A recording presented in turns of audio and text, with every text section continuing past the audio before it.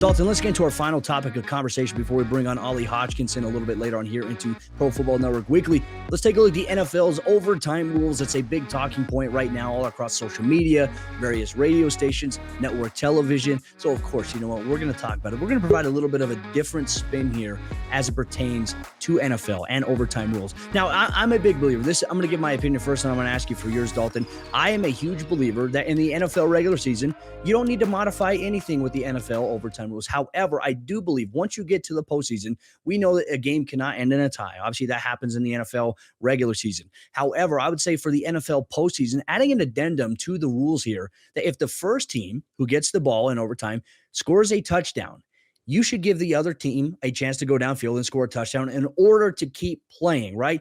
But the reality is when you think about it from a football standpoint, it puts more pressure on that second team to score. Now, here's the deal. If that first team goes down the field and on their first drive, they don't score a touchdown, they don't kick a field goal, they punt the football away, a field goal for the other team could win it. Let's say that's going to be the nature there. However, if the first team comes out, they score, the second team has so much pressure to score a touchdown because you had to score a touchdown. You can't kick a field goal. So essentially anywhere on the field, even if you get the ball at the 5-yard line or if you go backwards, everything becomes 4-down territory for you. So you can't score a touchdown, it's game over. I think it would be very appealing for the NFL to look at that. And the reason I also want to pinpoint that, Dalton, if the NFL values money and ratings, and specifically in the postseason, as we've seen, it has been huge. The ratings have been outstanding. The revenue is going to be ridiculous from it, by the way. They would make this change for the NFL playoffs only in the postseason. Do you agree with me? Do you disagree with me? Do you have any other idea proposals that maybe we could throw out there? Just make it 10 minutes. Just make a 10-minute overtime, and whoever has more points after those 10 minutes, that's who wins the football game. And if it's tie after that, then you go back to the old overtime rules, because at that point. So this has always been my issue. I want to just go to the 10 minutes, and whoever has the most points at the end wins. And if it's a tie, then you have to figure out what to do again. You go a whole other 10 minutes, or is it first team to score? I think if you have a tie game after that, maybe you do it, each team gets the ball at the 50-yard line and you play defense and see who scores and who doesn't, and you do it that way. No time, obviously, you just have a play clock and that is it.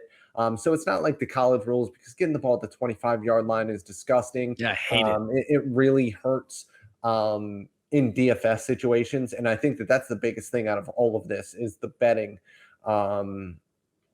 issues that come along with this. So I think that they need to figure out a way to not have these, 70 to 69 games.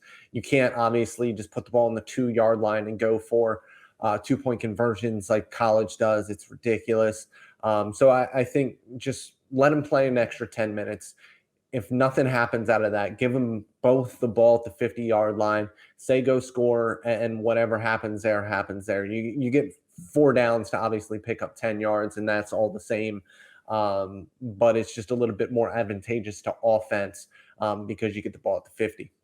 I would say just even put it at the 25, like no kickoff, right? No kickoff. Start the ball on the 25-yard line, have them march all the way down the field to be able to score. I like it. I mean, there's so many different things that they could do. And I know that the NFL competition committee, they look at a multitude of these different proposals that get sent in every year by NFL executives, coaches, some ideas that they have. And obviously, like onside kicks, we talk about that as well as something that maybe could be changed here in the next couple of years. Obviously, there was an idea about maybe having like a 4th and 35 situation there, or 4th and 15 to be able to get possession of a ball back.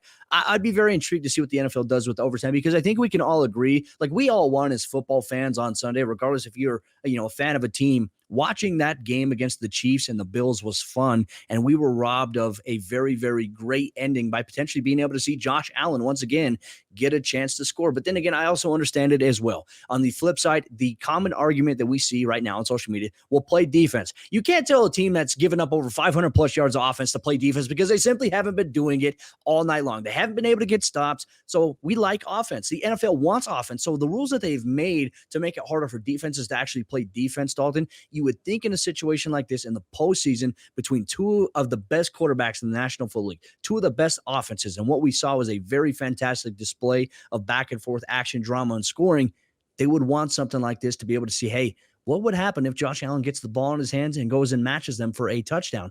We could have something very, very fun on our hands. Could you imagine a Super Bowl in that situation, Dalton? Like how big it would be with how many people are watching it. I tell you what, the NFL, if I'm them, I'm looking at it. All that money, all the ratings, I'm all for it. And, I think it makes the product even better. Yeah, we'll see. I mean, it's just you don't want 4 hour games. You don't I want do. four I and a mean, half, I don't 5 hour mind. games. You might the big football people might, but most people don't.